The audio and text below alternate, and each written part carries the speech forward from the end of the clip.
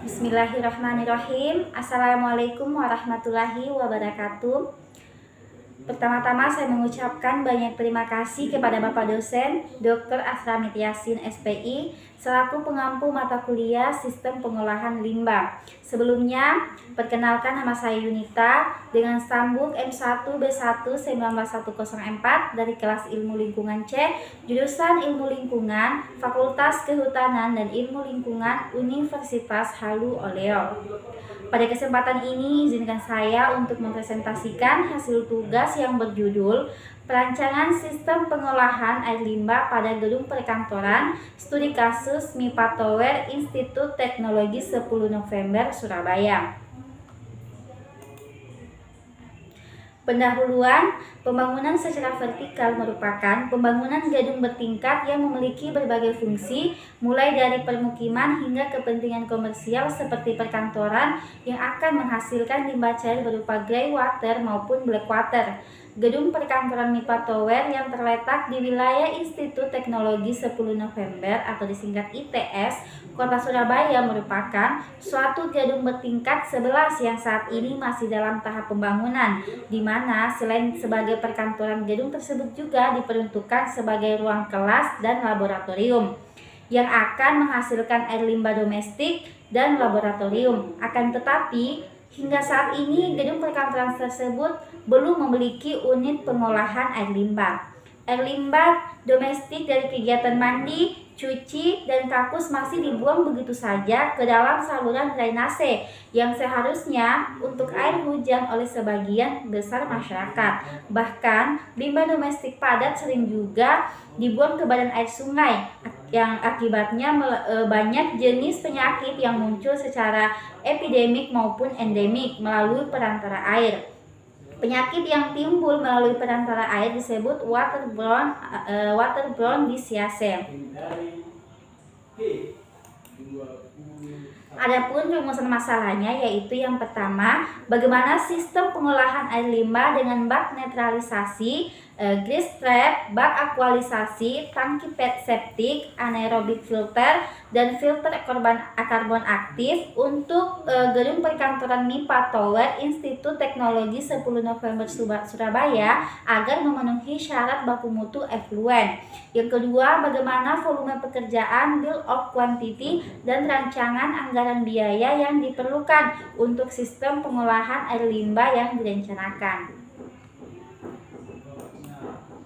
Adapun tujuannya yaitu yang pertama, merencanakan sistem pengolahan air limbah dengan unit bak netralisasi, grease trap, bak akualisasi, tangki septik, anaerobic filter, dan filter bagi gedung perkantoran MIPA Tower Institut Teknologi 10 November Surabaya. Yang kedua, menentukan besarnya volume pekerjaan, bill of quantity, dan rancangan anggaran biaya dari sistem pengolahan air limbah gedung perkantoran MIPA Tower Institut Teknologi 10 November Surabaya.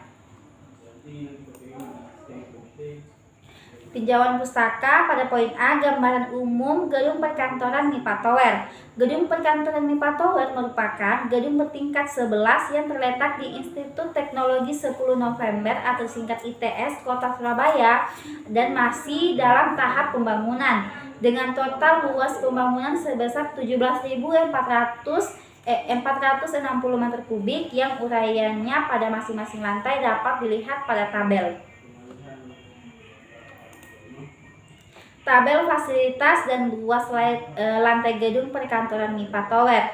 Lantai dasar memiliki luas lantai 2.210 meter kubik yang mana memiliki fasilitas seperti parkir mobil dan lobi. Lantai pertama luas lantainya 2.210 meter kubik yang mana memiliki fasilitas seperti ruang seminar, toilet, pantry, dan kantor. Lantai kedua memiliki luas lantai 1.600 meter kubik yang mana memiliki fasilitas seperti laboratorium, lounge, toilet, pantry, dan tempat beribadah.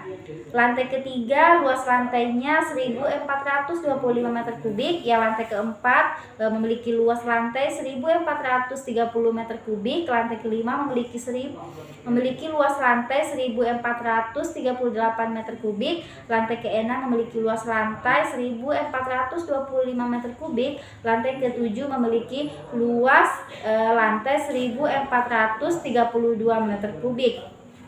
Yang mana lantai 3 sampai ke 7 memiliki fasilitas yang sama seperti laboratorium, ruang kelas, toilet, pantry, dan lounge.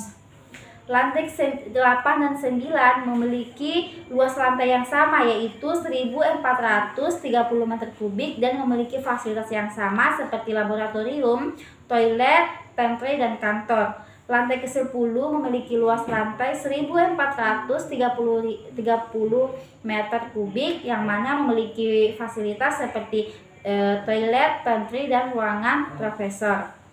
Gedung perkantoran MIPA Tower memiliki fasilitas toilet, pantry, gudang, lift, dan tangga dengan tata letak yang sama di setiap lantainya.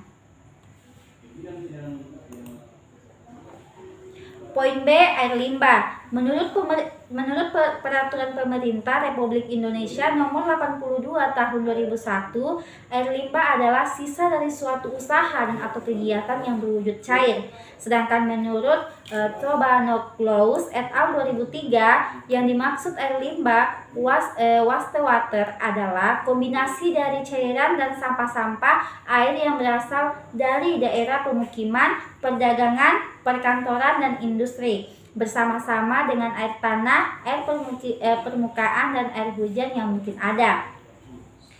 Karakteristik air limbah. Berdasarkan karakteristik kimianya, senyawa kimia yang terkandung dalam air limbah terdiri dari 3 golongan, yaitu yang pertama senyawa organik seperti protein, karbohidrat, dan lemak. Yang ketiga senyawa anorganik seperti nitrogen, fosfat, dan sulfat. Yang ketiga gas. Karakteristik air limbah yang menjadi perhatian dalam perancangan sistem penyaluran dan pengolahan air limbah Gedung Perkantoran MIPA Tower Institut Teknologi 10 Surabaya ini meliputi yang pertama Biochemical Oxygen Demand atau disingkat BOD merupakan parameter yang umum digunakan dalam menunjukkan tinggi rendahnya tingkat pencemaran limbah industri dan domestik. Yang kedua, chemical oxygen demand atau COD merupakan jumlah oksigen yang dibutuhkan untuk mengoksidasi bahan buangan yang ada dalam air yang dapat teroksidasi melalui reaksi kimia. Yang ketiga, total suspended solid atau TSS merupakan bahan-bahan tersuspensi dan tidak larut dalam air. Yang keempat, pH. Yang keempat itu pH. Nilai pH merupakan suatu indikator apakah cairan tertentu bersifat asam, pH kurang dari 5, basa pH lebih dari 9, atau netral pH sama dengan 7. Air limbah dengan pH asam atau basa cenderung sulit untuk diolah sehingga diperlukan suatu pretreatment netralisasi untuk menaikkan atau menurunkan pH. Yang kelima, suhu. Suhu merupakan suhu atau temperatur memiliki peran penting terhadap berlangsungnya proses pengolahan air limbah, baik pengolahan secara biologis maupun kimiawi karena pertumbuhan bakteri meningkat seiring dengan meningkatnya suhu. Yang keenam, nitrogen. Nitrogen merupakan nutrin yang menyebabkan pertumbuhan alga di badan air penerima, dan oleh karena itu kandungan nitrogen di dalam air limbah harus dihilangkan atau minimal diturunkan hingga dalam air limbah harus mencapai baku mutu sebelum dibuang ke badan air. Yang ketujuh, fosfat. Fosfat merupakan nutrit tanaman yang jika dibuang begitu saja ke dalam badan air tanpa melalui proses pengolahan dapat menyebabkan pertumbuhan alga secara pesat dan tidak terkendali akibat efek fertilizer tipe dan fosfat disebut dengan eutrofikasi. Akan tetapi jika kandungan fosfat terlalu rendah maka pertumbuhan tanaman akan terhambat. Yang kedelapan, fenol. Fenol merupakan senyawa organik yang memiliki sifat larut dalam air. Yang kesembilan, minyak dan lemak. Minyak dan lemak merupakan senyawa organik yang bersifat biodegradable yang biasa terdapat di dalam air limbah. Yang kesepuluh, deterjen. Deterjen itu merupakan molekul organik yang larut di dalam air dan menyebabkan gusar pada pengolahan air limbah maupun badan air tempat keluarnya efluen. Pada umumnya, deterjen terdiri dari kelompok hidrofobik kuat. 2. Sumber air limbah. Menurut sumbernya, air limbah dapat dibagi menjadi 3, yaitu yang pertama air limbah domestik atau rumah tangga yang berasal dari perumahan, perdagangan, dan rekreasi. Yang kedua air limbah industri, dan yang ketiga air limbah tambahan atau rembesan dan limpasan air hujan.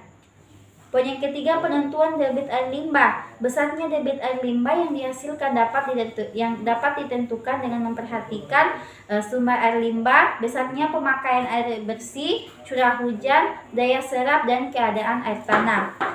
Untuk mencari besarnya debit air limbah domestik dapat digunakan rumus debit air limbah rata-rata. QR sama dengan 80% kali QDEM. QR sama dengan debit air limbah domestik, satuannya liter per detik, 80% sama dengan faktor air buangan, QD sama dengan kebutuhan air bersih liter per detik. C. Air limbah domestik. Air limbah domestik adalah limbah cair yang berasal dari masyarakat urban, termasuk di dalamnya limbah kota. Sumber air limbah domestik adalah seluruh buangan cair yang berasal dari buangan rumah tangga yang meliputi limbah domestik cair, yakni buangan kamar mandi, dapur, air bekas pencucian pakaian, dan lainnya. Menurut Keputusan Menteri Negara Lingkungan Hidup Nomor 112 Tahun 2003 tentang Baku Mutu Air Limbah Domestik, yang dimaksud dengan air limbah domestik adalah air limbah yang berasal dari usaha dan atau kegiatan permukiman, rumah makan, perkantoran, perniagaan, apartemen, dan asrama. D. Air limbah laboratorium. Kontaminasi air secara kontinu memiliki dampak pada lingkungan. Efluen yang berasal dari variasi industri kimia yang besar mengandung komponen organik seperti fenol, alkohol, benzena, ether, dan derivatif aromatik teklorinasi pada konsentrasi yang berbeda, yang dimana semuanya bersifat toksik dan berbahaya ketika dilepaskan ke dalam lingkungan. Contoh eksplisit dalam bidang ini adalah limbah kimia yang dihasilkan oleh laboratorium akademik dan komersial, di mana limbah tersebut adalah produk sampingan dari penelitian, pengajaran, dan pengujian. Pengolahan air limbah. Menurut Departemen Pekerjaan Umum Direktorat Jenderal Cipta Karya, sistem pembuangan air limbah setempat merupakan fasilitas sanitasi yang berada di dalam daerah persil batas tanah yang dimiliki dua sarana sistem pembuangan, yaitu sistem individual tangki septik dan kubluk. Yang kedua sistem komunal MCK.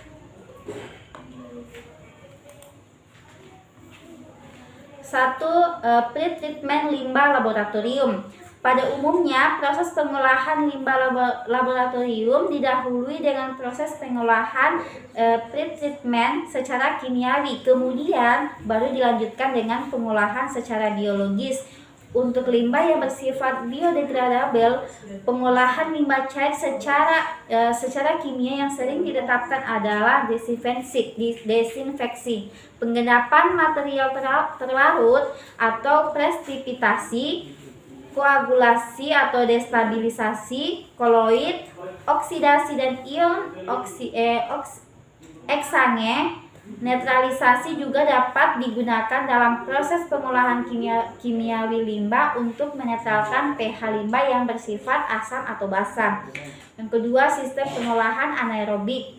Pengolahan anaerobik terjadi melalui pemecahan molekul melalui serangkaian proses fermentasi oleh mikroorganisme, sehingga terjadi serangkaian proses fermentasi dapat dikatakan sebagai berlangsungnya proses penguraian polutan.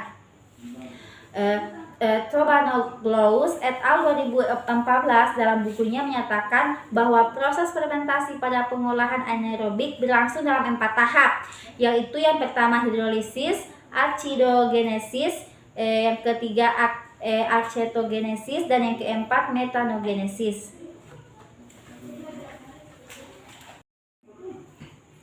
Tiga, unit-unit pengolahan air limbah. Yang pertama, grease trap. Grease trap atau bak pemisah lemak merupakan unit pretreatment yang digunakan untuk memisahkan minyak dan lemak yang terkandung di dalam air limbah sebelum memasuki proses pengolahan biologis.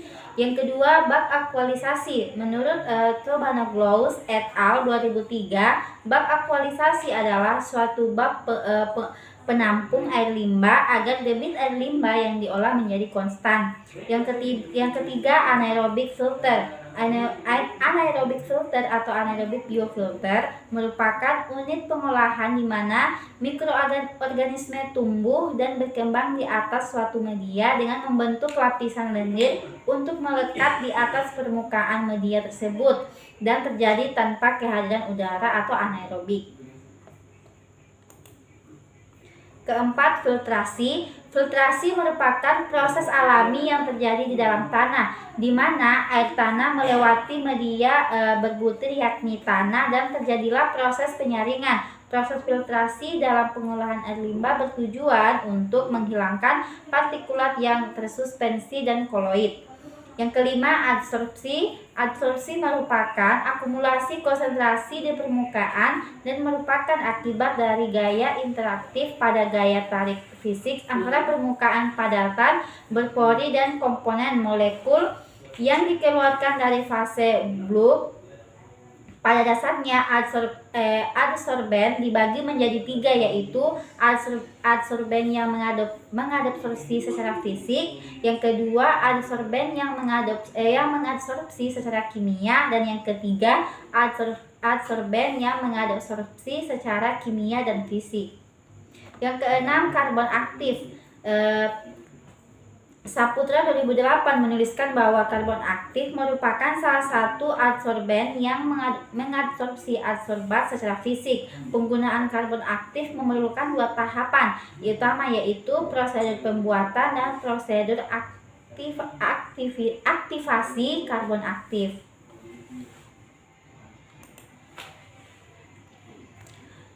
F. Perhitungan grease trap, bak akualisasi, tangki septik, terintegrasi anaerobic filter dan filter. Yang pertama, grease trap. Dimensi grease trap didapatkan dengan cara melakukan perkalian antara debit dengan waktu tinggal atau waktu detensi. Kemudian dengan kedalaman yang telah ditentukan didapatkan nilai luas permukaan bak. Perbandingan panjang dengan lebar ditentukan untuk mendapatkan masing-masing panjang dan lebar. Jumlah kompartemen dipilih dan disesuaikan berdasarkan besarnya konsentrasi influen minyak dan lemak serta besarnya konsentrasi efluen yang diinginkan. Kedua, bak akualisasi. Poin A, akualisasi kuantitas. Menurut Trobanoglou's et al. 2014, berikut merupakan langkah-langkah yang dibutuhkan dalam menentukan dimensi bak akualisasi. Dilihat dari akualisasi kuantitas debit, yaitu langkah pertama ialah untuk menentukan kurva kumulatif volume debit air limbah dalam satuan meter kubik. Langkah kedua ialah untuk memplotkan volume debit kumulatif ke dalam grafik. Langkah ketiga ialah menentukan volume bak yang dibutuhkan. Yang B, akualisasi kualitas. Berikut merupakan langkah-langkah yang dibutuhkan dalam menentukan akualisasi kualitas. Langkah pertama ialah menghitung volume cairan di bak akualisasi pada akhir setiap periode waktu. Volume di bak dihitung menggunakan persamaan berikut. VSC sama dengan VSP tambah VIC dikurang VOC, di mana VSC sama dengan volume di dalam bak akualisasi di akhir periode waktu saat ini. VSP sama dengan volume di dalam bak akualisasi di akhir periode waktu sebelumnya. VIC sama dengan volume inflow di periode waktu saat ini. Dan VOC sama dengan volume inflow dari periode waktu saat ini. Langkah kedua ialah menghitung konsentrasi rata-rata yang keluar sebagai outflow dengan menggunakan persamaan berikut. COC sama dengan FIC dikali CIC tambah VSP dikali CSP sama diper VIC tambah VSP, di mana COC sama dengan konsentrasi rata-rata BOD pada outflow pada periode waktu saat ini. VIC sama dengan volume inflow limbah saat ini. CIC sama dengan konsentrasi rata-rata BOD inflow. VSP sama dengan volume limbah di akhir waktu sebelumnya. CSP sama dengan konsentrasi BOD di akhir waktu sebelumnya. Langkah ketiga ialah untuk menghitung mass loading rate per jam menggunakan persamaan berikut. Mass loading rate kilogram per jam sama dengan COC gram per meter kubik dikali KI meter kubik kali di per sekon dikali 3600 sekon per H di per 1000 gram per K.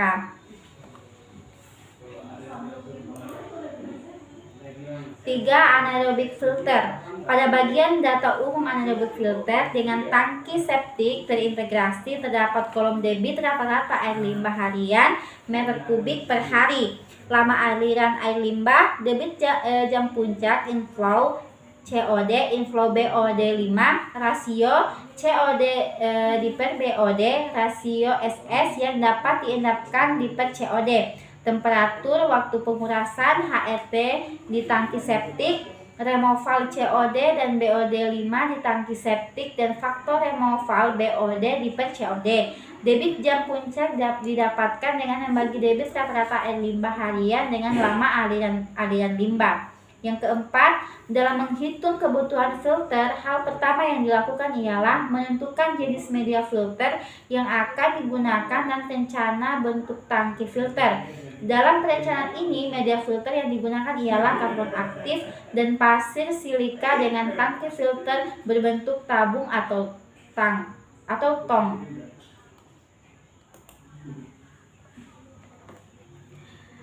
Kesimpulannya adalah gedung perkantoran MIPA Tower merupakan gedung bertingkat 11 yang terletak di Institut Teknologi 10 November atau disingkat ITS Kota Surabaya dan masih dalam tahap pembangunan dengan total luas bangunan sebesar 17.460 meter kubik.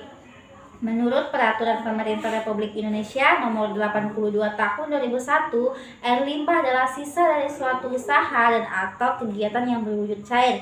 Air limbah domestik adalah limbah cair yang berasal dari masyarakat urban, termasuk di dalamnya limbah kota. Sumber air limbah domestik adalah seluruh buangan cair yang berasal dari buangan rumah tangga yang meliputi limbah domestik cair yakni buangan kamar mandi, dapur, air bekas pencucian pakaian, dan lainnya. Menurut Departemen Pekerjaan Umum Direktorat Jenderal Cipta Karya, sistem pembuangan air limbah setempat merupakan fasilitas sanitasi yang berada dalam daerah persil batas tanah yang memiliki dua sarana sistem pembuangan, yaitu sistem individual tangki septik kubluk dan sistem komunal MCK.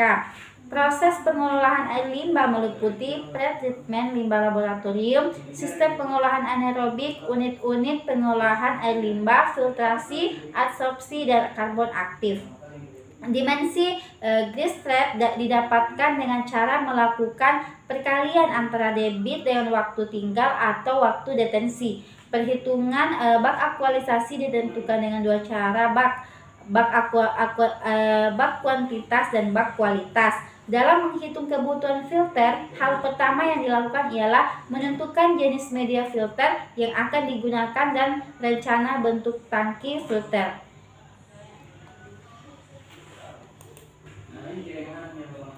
Sekian presentasi dari saya. Mohon maaf apabila ada kekurangan dari penyampaian materi saya. Sekian. Wabillahi taufiq wal hidayah. Wassalamualaikum warahmatullahi wabarakatuh.